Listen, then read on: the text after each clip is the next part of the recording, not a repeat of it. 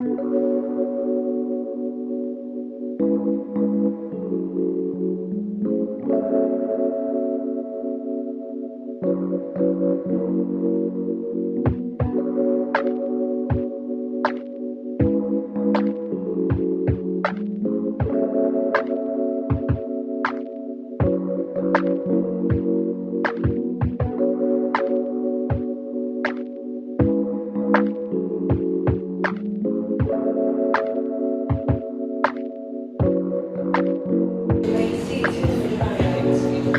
have your boarding pass and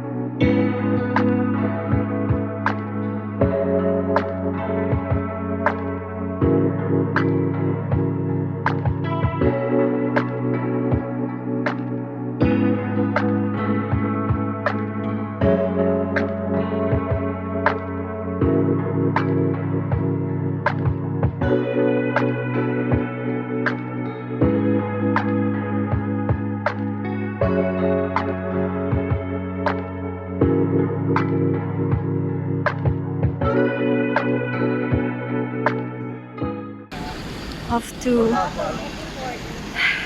ride a trike for 50 pesos. That's my sticker. Yarn. Yeah, I see it now.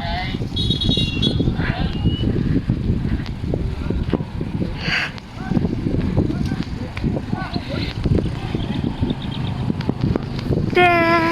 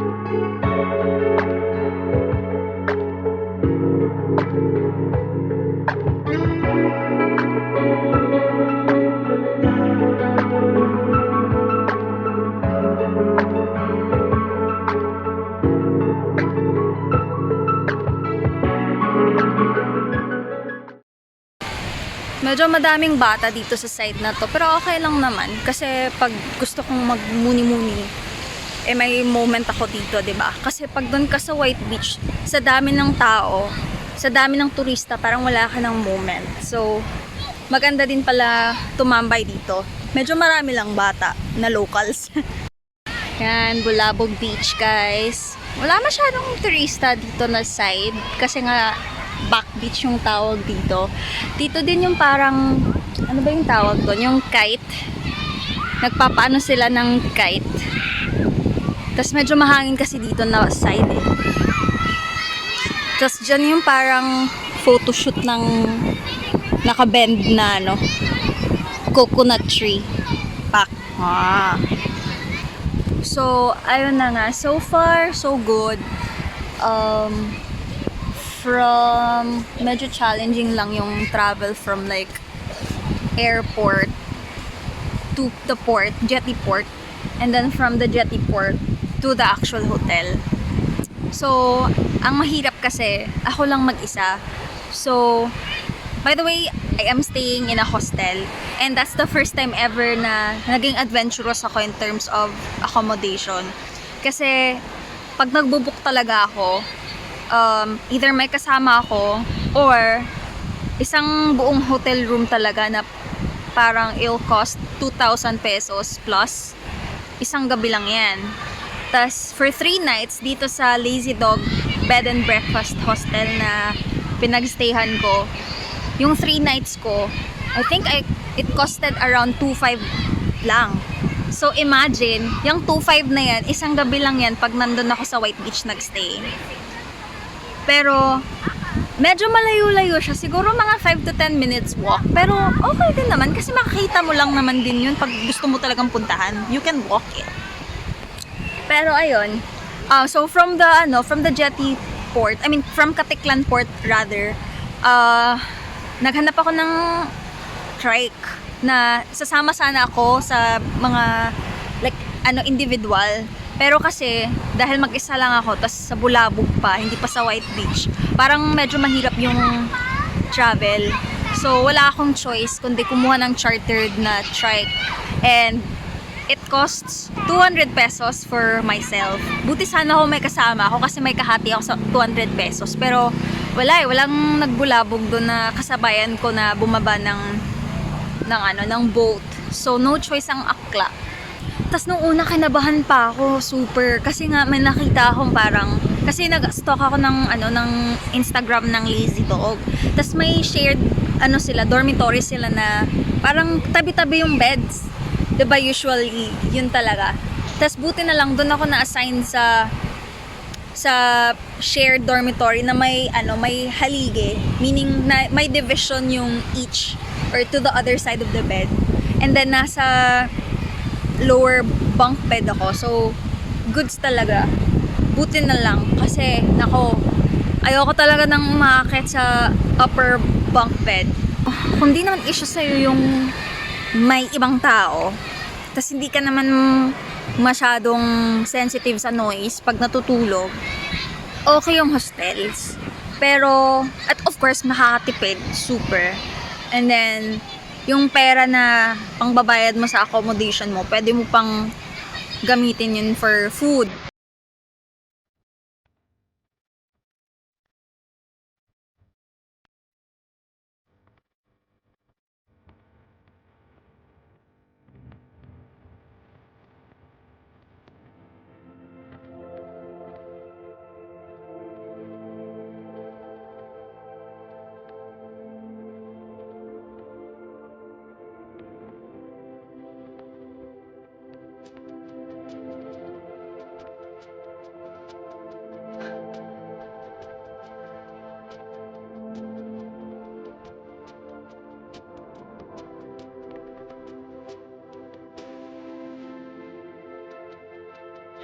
There's like this really nice coffee shop.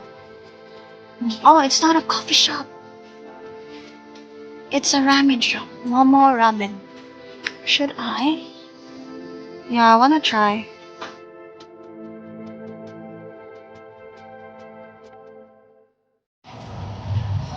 Sarap ng araw. Yung minsan lang ako maarawan. Kaya nga, ninanamnam ko yung init.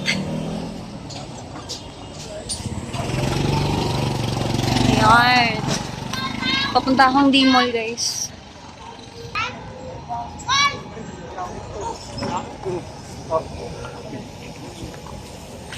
So, I'll cross to the other side. Nasa D-Mall na ako. Hack. Quick lang naman yung walk. Hindi naman masyadong malayo. Oh my God. Hack. Punta tayo ng White Beach, guys. Yarn.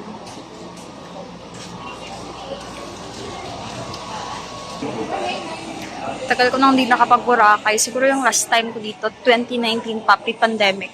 Mga May. So, coming back here, so amazing.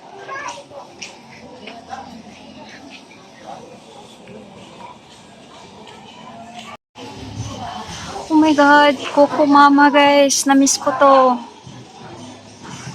Masarap yung ano nila, buko. I'll be back later.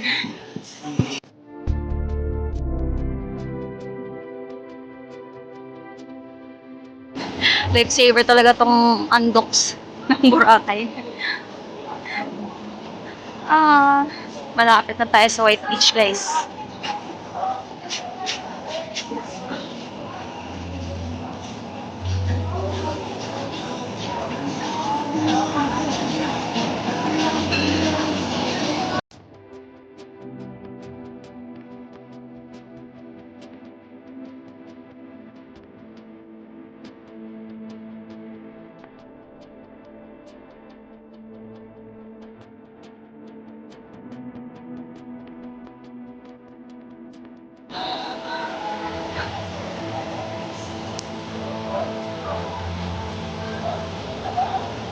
Wow.